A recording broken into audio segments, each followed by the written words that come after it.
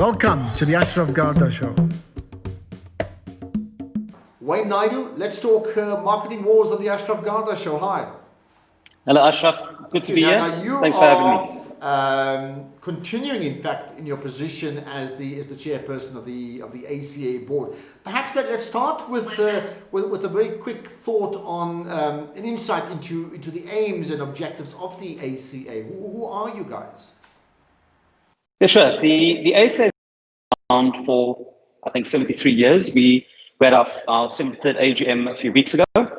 And the main purpose of the ACA, just to break it down into three simple points, it's firstly to set policy. It's to help promote the profession itself.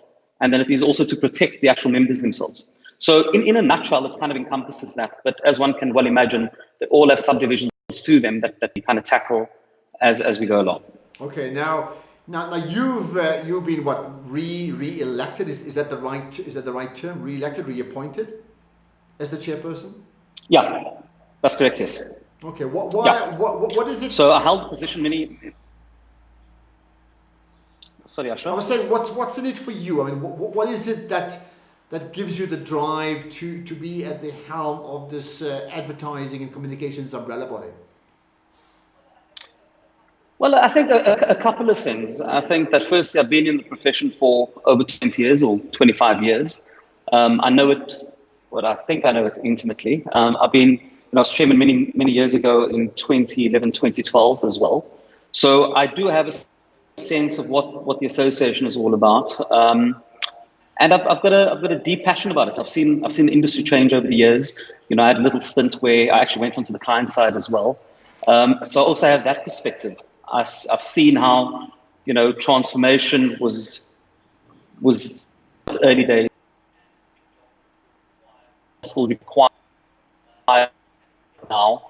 And it's an ever evolving, very dynamic industry. I also feel that the term usually, this is something that we probably need to talk about at some point, but a term of 1 year for an association like this feels too short anyway, just as you're kind of getting your teeth into it, we kind of handing over. So I think that a number of the things we kind of set in motion in my first term, it kind of made sense to maybe just see a few of those things through and then hand over to the next in line. But it's certainly something that we all feel passionate about. I think that they're magnificent members, very, very talented. And listen, it also comes down to capacity, and maybe I was the sucker that they thought that had capacity. When I say sucker, I mean that lightly. But certainly the one that was able to see a couple of things through. Also, interestingly enough, I spent a bit of time, when I say a bit of time, probably like 6 years on the AAA schools board. So there's also that kind of insight in terms of what is required in terms of onboarding, students and people into the actual industry and the challenges that comes with that as well. So again, it's very dynamic, amazing bunch of people, ever-changing landscape. And what is the quite exciting between the board members and the various advertising and marketing agencies that put you guys up to be elected in the first place? Give us an insight into that sort of relationship.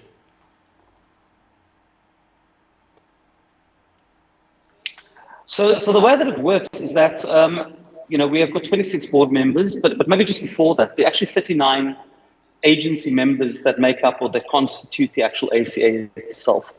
And as one can well imagine, you're talking, most of them are the big multinational groups that form that. And then you have many independents, obviously, that become part of it as well. We have 26 board members, of which 24 are elected. And that is done by the actual membership base themselves. And we put forward, you could either have one or two members that come forward, and that's actually elected by the actual membership base.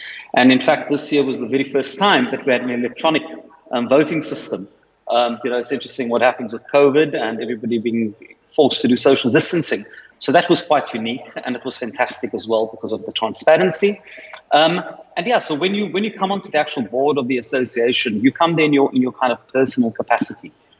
So I think we're all there to do what the ACA is expecting us to do. And I think that everybody buys into the fact that if we don't self-regulate ourselves, somebody else will. Somebody that doesn't necessarily know the industry as well as we do. We put governance in place. There's an amazing partnership amongst various members. We challenge each other, as one can only imagine. We're competitors in the one realm where we're pitching against each other every other day. And yet again, when you're around the boardroom table, when you've got a common goal and a common purpose to make the actual industry better, the same energy exists, but it's just in a different format, and we're all there encouraging others to take up positions within the portfolios that exist. So that's quite nice. It isn't just a sense of, oh, I'm a board member and I'll see you in the next couple of months. It's a matter of when you're elected as a board member, the idea is to be able to have you become part of one of the portfolio committees and be very active in that. So, and you made the point that these board members then, once they get elected, in fact, they serve the interests of the board. But do they do that, or do they serve the interest of the agencies from whence they come? Well, I think at first it becomes, remember, it's very tricky because when you're there, you've got the big agency name behind you. And I think there's an educational part or component that we try to apply to the discussion by getting people deeper into that sense. It's natural. You're going to come then, you're going to go, I represent my agency, and that kind of makes sense. But the more and more you get into it, you're actually representing a lot more than that. And I think that's the beauty of it, right? So the whole thing opens up and you kind of go, wow, my job is actually much bigger than the actual agency that I represent. But it's going to have a magnificent positive knock-on effect if we get it right. So it's incumbent upon all the people that are within the actual board and the membership base, so to ensure that we've got a healthy constitution, and everybody needs to play their part. You made the point earlier that I think you said something like 36 agencies form part of are members of the ACA. That means what? Many others are not members. How many are not? Yes. So our guesstimate at this point is that there are actually 39 members at the moment. And those constitute of groups as well. So if you have to break it up into the various agencies that they own, you're looking at a much bigger number, of course. But you're absolutely right. So again, it's a guesstimate, Ashraf. We suspect that, of the members that we've got, it probably makes up the majority of the industry. So we don't take into account non-members, and there are plenty. You've got many other agencies that are sitting with the IAB, as an example, that feel that is a better call for them. Or you're sitting with independent agencies of maybe 3 or 4 people that feel that they don't need association representation. So what we're trying to do, in fact, is all part of this ongoing program that we're rolling out, is looking into matters like that and actually saying, hold on, we actually need to be more inclusive of all of these various agencies. And a lot of the time, Ashraf, I don't think it comes down to a matter of them not necessarily wanting to be part of it, although we do have instances of that. And I'm more than happy to talk to that. It also comes down to a money issue. Is it affordable for me to be able to join? And we're looking into that, kind of saying, well, let's make it affordable. Let's open up the membership structures to be able to say, the more the merrier, the stronger the actual industry becomes in the sector as a whole. Even as far as MASA is concerned, with the Marketing Association, with IAB, the world has changed. I mentioned that it was a 73rd AGM. Something needs to be reviewed at some point and kind of going, okay, fine, that worked in the past, but what does it mean going forward? So whilst we don't necessarily have all the answers right now, the encouraging part is that is being looked at. So whether it moves by even a fraction, we're happy with that for the short term, because ultimately you're sitting with a framework that has worked, that has been very good to agencies. It's helped set policy. It's done so in a very rigorous, strong way. We've helped promote the various industry members rather. We network. There's a legal compliancy that we try to interact closer with the ARB as an example, and so forth. And then there's obviously the actual members themselves. What is the direct benefit of all the members? So there are existing tangible, almost product benefits when it comes to insurance, as an example. We've got fantastic preferential rates when it comes to Aon, when it comes to shoots. The other things in terms of pitches, how do pitches get conducted? How do we act on behalf of agencies? And also educating clients when it comes to issues that we're unclear about. I'm just touching lightly on a few of the kind of things, but ultimately we want everybody to feel that it's everybody's duty. If you belong to the sector and to this industry, it's your duty to actually assist us in making it better. You know, these are all volunteers. And another issue I'd just like to touch on very, very quickly is that there's this idea that the ACA, this body, consists of 50 people. There's 6 permanent people that work for the ACA, right? So when fingers are constantly, when I say pointed, or there's an assumption that, oh, the ACA hasn't done their job or hasn't done their duty. You know, I think we actually haven't done our duty in informing people what I've just mentioned to you, in kind of saying, actually, we've got 6 people. That's it. You know, they're dealing with daily calls. They're dealing with basic items. It's up to every single member to help participate and being able to drive various issues and various portfolios. That's the ACA. In fact, some of the are the people that should be doing and are doing it. But again, it's just an interesting So here's the thing. I mean, find. so in your opinion, then what would be the benefit of an agency joining the ACA? And I'm looking at it very, very selfishly. What's in it for them? Why should they want to be a part of it? And there isn't one single answer for this. So I'm going to break it down. And you know, I think a number of people that are able to join the ACA, first and foremost, you're learning from your peers. You're learning from each other. You're understanding what the actual industry is about. You know, you can live a very myopic life when you're just sitting in your own agency and kind of driving your own personal agenda. So what happens is that we buy into a policy, we buy into a mindset. We've done so as a collective. So you take the MAC Charter as an example. That was a sector-driven initiative, not an ACA-driven initiative. Better. As we go forward with the MAC Charter Council, they often in that suggest that in order for the sector to grow, we all need to play ball together, collectively.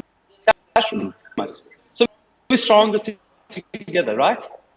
The second thing is that it actually helps us promote the value of what we do with one consistent voice to our clients, to marketers, to CEOs out there, and kind of going, do you recognize how fantastic, what a great tool it is that we deliver? Creativity. I mean, ultimately, what drives businesses forward? You know, innovation, intuitive thinking, partnerships, etc. So when you're on your own again, you don't recognize all of those things. You don't know what you don't know. The minute you step into the ACA and you're mingling and you're understanding and networking with other peers, very quickly your world opens up quite nicely. There's also a magnificent thing that the ACA does, which is the Apex Awards you're probably familiar with, you know, that celebrates effectiveness across brands. Every year for the last 3 years, we've managed to be able to raise on average about, I think it's 9 or 10 bursaries for incoming students. You know, this is all because we understand we need to be able to have diversity coming into the industry. Maxita can only help to a particular point, but ultimately we need to be able to say to all the agencies involved, with your assistance, with your onboarding into the actual ACA, these are the kind of things that we can help or assist with to drive our kind of agenda forward. And I stand to be corrected. I think when I chatted to your CEO, Marta, recently, making the point that I think Avatar sticks out as an agency that is not part of the ACA. So why would other agencies then choose not to? I'm just thinking they would make that decision based upon their own due diligence and saying it's not worth us being a part of this organization. Yeah. I mean, that must gall you. Yeah, I think it's the amazing thing. Again, we as the ACA, we haven't done a good job in informing them what it is that we do. I mean, you've just asked me a couple of questions, and I've just quickly, told you the kind of benefits that are attached to being part of it.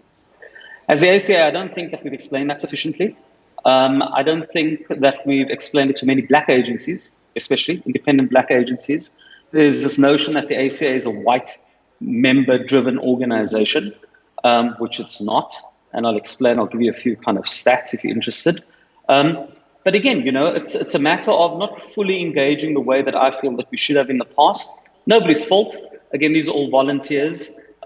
These are people that can do it when they can do it. But I think that with the likes of an Avatar and Co, I mean, they've got a fantastic company. They should be part of the ACA, and we're in dialogue with them and many other. Over time, let's hope that they will join. You know, they've got a lot to offer. If I can speak to diversity, Ashraf, I don't know if it will help you. Just giving you a sense of the actual makeup of. I'll come to that in a moment, right? Let's just stay with the agencies on the outside. I mean, I just want to get clarity. When you say it's nobody's fault, you see, a person watching us or listening to this on a podcast will say, but it has to be the leadership's fault. If significant agencies are on the outside, and that's only because we haven't communicated our pitch of who we are, to borrow a very advertising phrase, then clearly somebody has to be accountable for that, you know, unless it's a complete breakdown in relationship. Yeah, I don't know. I'm willing to be accountable. You know, I should have done this a year ago, probably 2 years ago. I didn't realize it was such a big problem, you know, as it probably is presenting itself.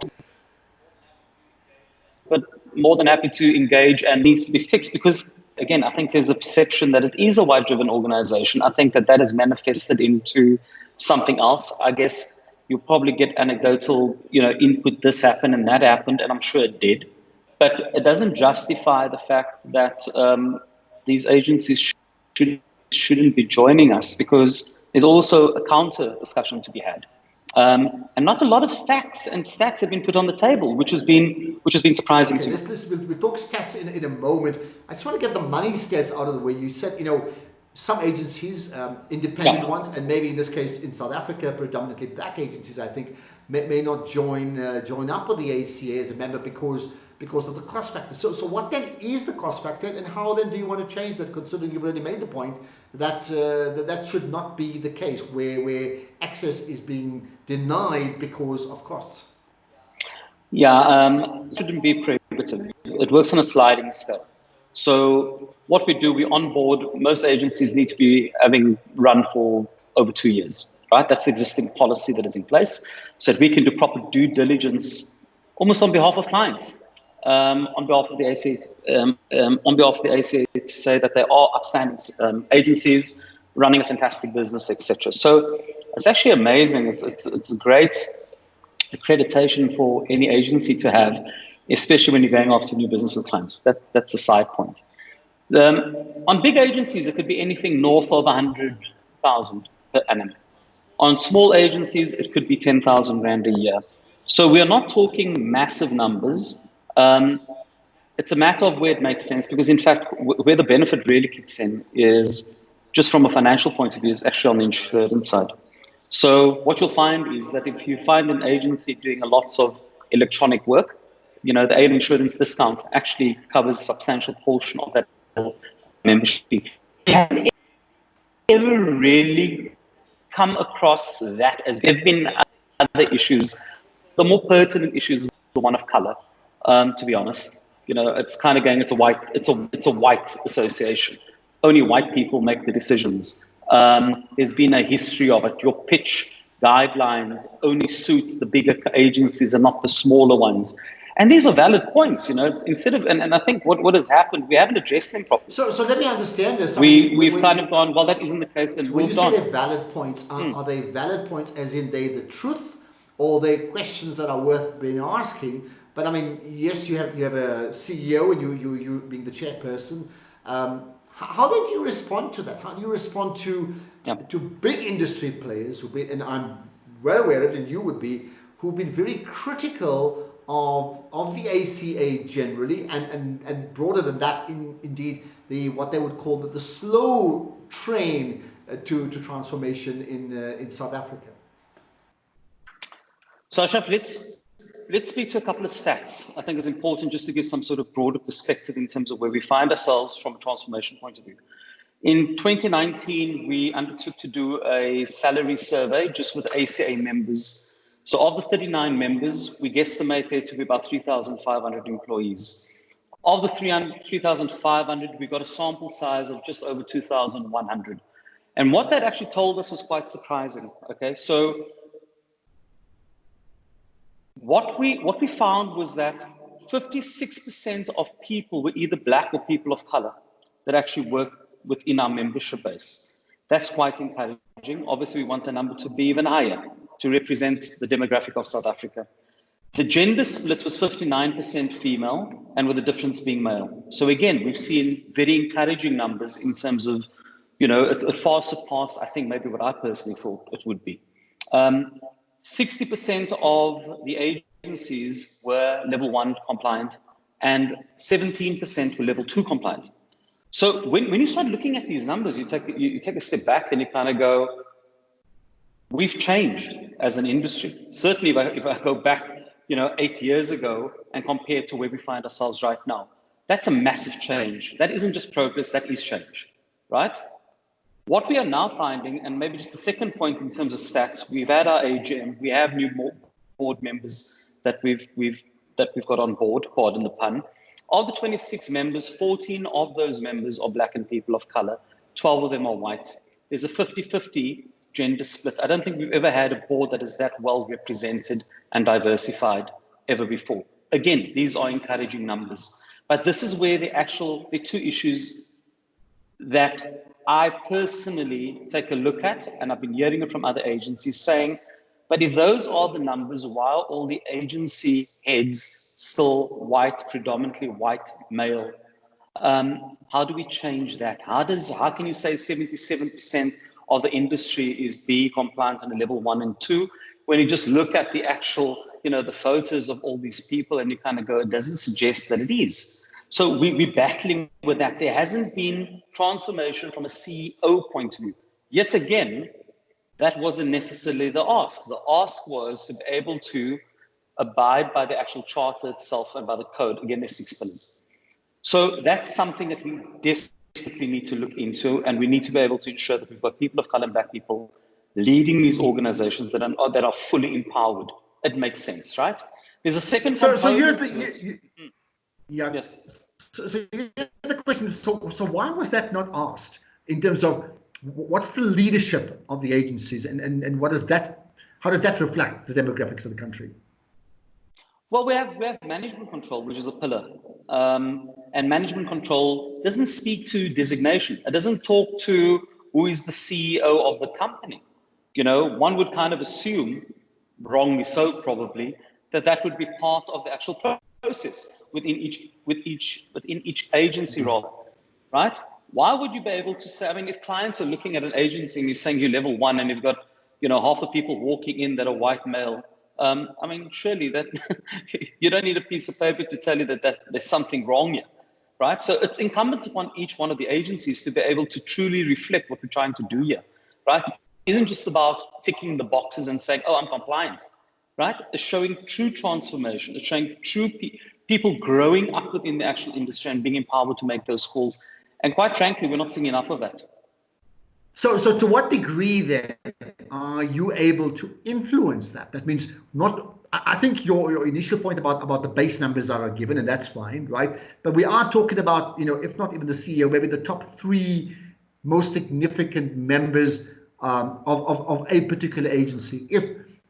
If a vast number of those top 3 still reflects white South Africa, then that is a problem, isn't it? So what do you think are the numbers? And let's do the guesstimate, because I know you haven't done research on that one. What is your guess about that? The next thing is then what do you then do about it? Meaning if the ACA can't influence that change, then rightfully so, those on the outside will say, well, you see, there you are, toothless tigers, or maybe even another sort of phrase that they use to describe the ACA. Sure. There are many agencies that have got it right. So let's not discount this. You take Joe Public as an example. They've managed a fantastic deal, where they've walked the talk. They've led by example. They look beyond just the boxes and kind of said, okay, fine. How do we get it and empower the people that have worked for us for 12 or 15 years, whatever that number is, and let them take true ownership within the business? We need more examples like that. So you've got a lot of the independent agencies that are predominantly Black by and large, right? Yes, you've got a lot of the old guard independent agencies who've done fantastically well trying to get there. Joe Public using that as an example, right? I think the bigger issue is sitting with the multinationals. I think that there's a bigger issue there. The ACA cannot enforce this. I mean, that is not our duty. The ACA's duty is to be able to say, go beyond what you see on that piece of paper. Subscribe to the spirit of transformation. It's an obvious thing to do. Why are you not doing that?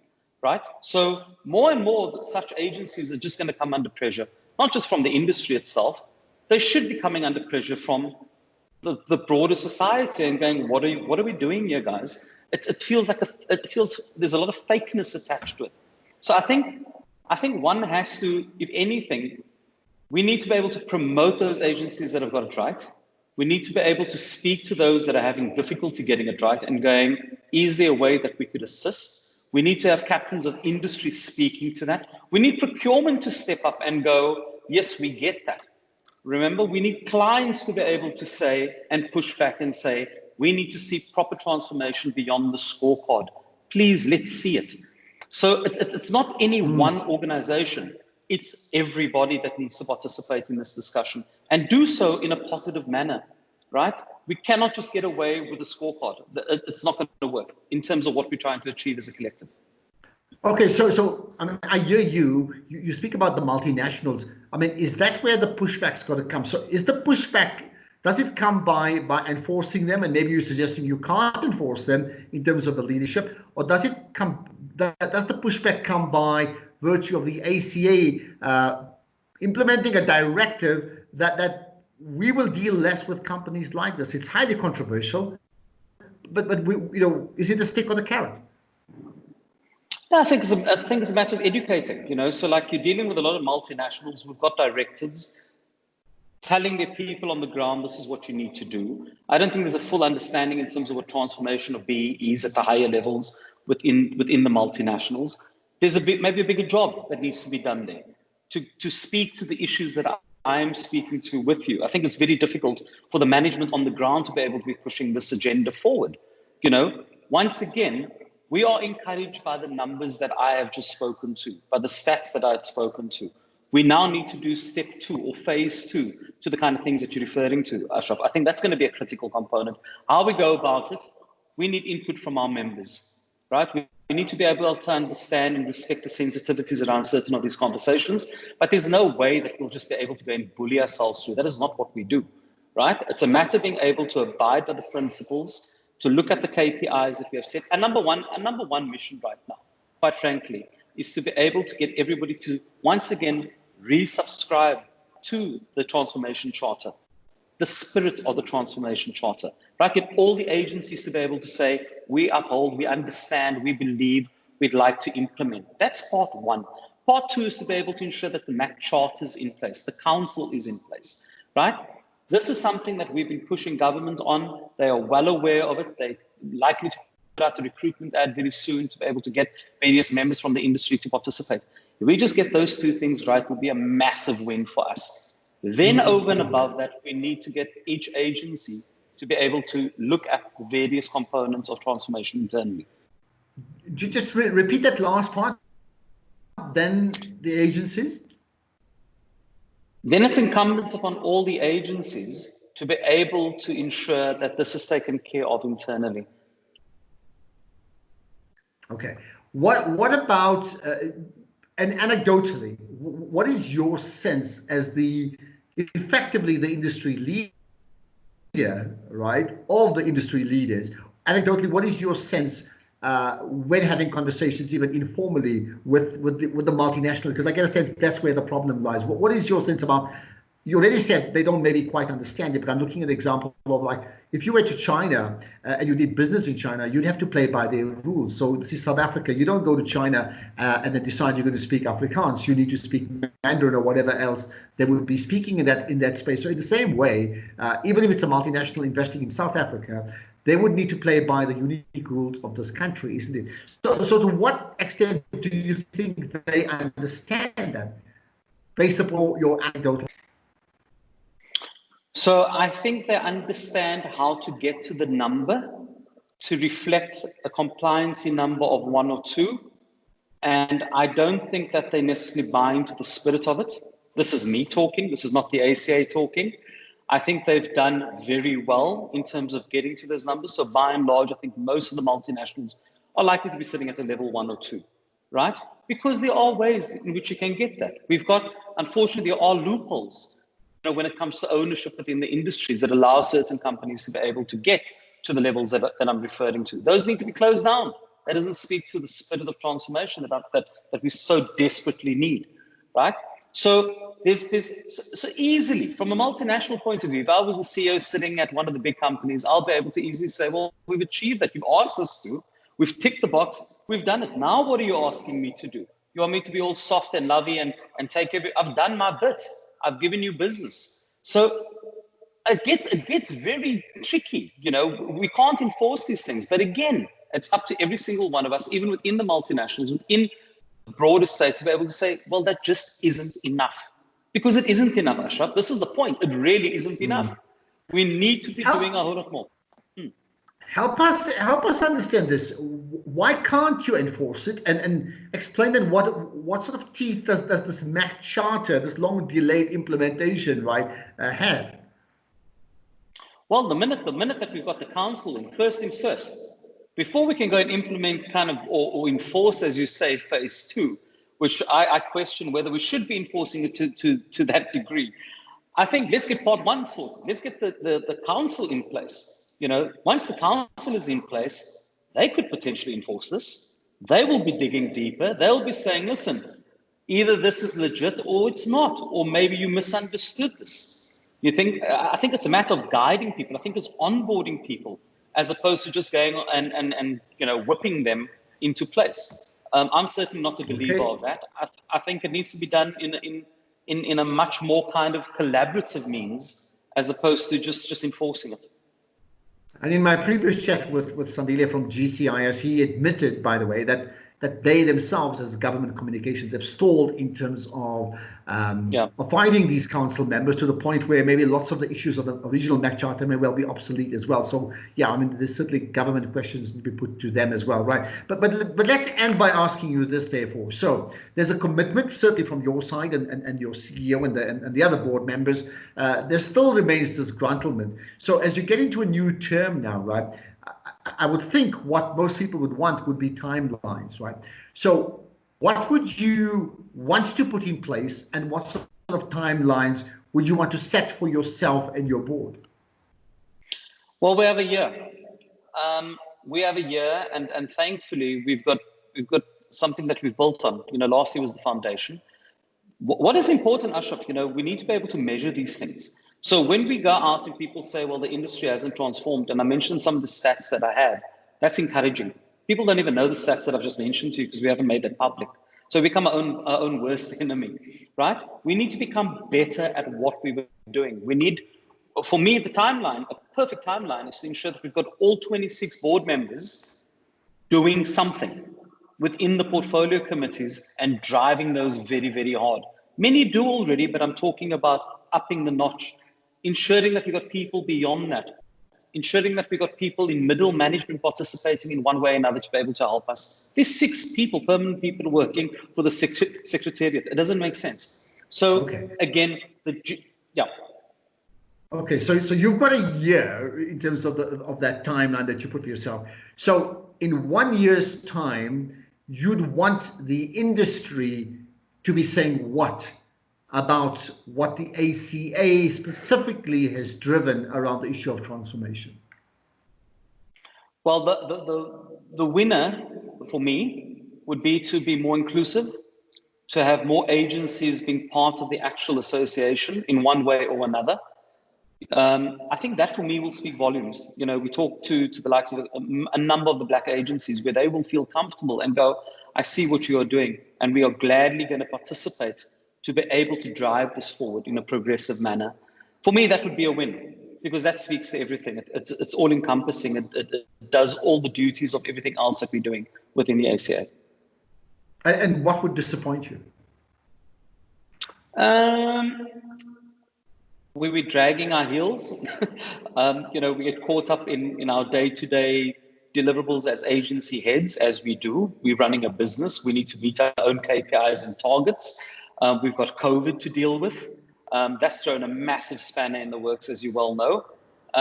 So I think that, for me, somebody said to me, in fact, from one of the big black agencies said to me, If you could achieve those two things in terms of getting the transformation chart in everybody's foyer or entrance, having been signed by the members, and ensuring that the MAC Charter Council is up and running, that would be massive.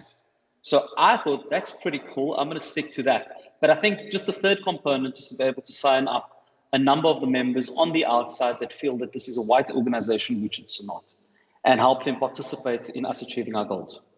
Okay, and that's where we're going to leave it. Wayne Naidoo, appreciate your time. We'll talk in a year's time and see what happens.